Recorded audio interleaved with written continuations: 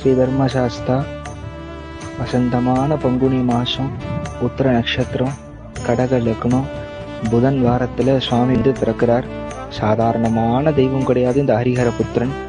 இந்த சுவாமிய நம்ம நல்லா நெய் தேங்காய் நிரப்பிண்டு வனாந்தரத்துல நடந்து போவோம். 5 மலையை கடந்து இந்த சபரிகிரியில இருக்கக்கூடிய அந்த சாஸ்தா அவரை பார்க்கறதுக்கு, அந்த காட்டுல எப்பேற்பட்ட விலங்குகள்லாம் இருந்தும் அந்த காட்டுல நம்ம வந்து பயணிச்சு வரும்போது அந்த தர்மசாஸ்தா நம்மளுக்கு காவலா இருக்காரோ, அந்த மாதிரி அந்த வாழ்க்கைன்ற இந்த காட்டுல நம்ம பயணிக்கும் போது நம்ம ஆயுசு முடியறதுக்குள்ள அதுல வரக்கூடிய துக்கங்கள் துயரங்கள் எல்லாத்தையுமே இந்த சாஸ்தா வந்து தன்னுடைய 2 கரங்களை நம்மளை போத்திண்டு அவர் நம்மளை காப்பாத்துவாராம் தர்மசாஸ்தா.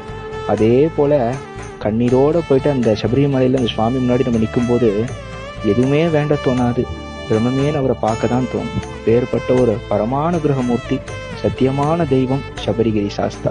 சுவாமியே சரணமையப்பா, சத்தியமான தெய்வமே சரணமையப்பா.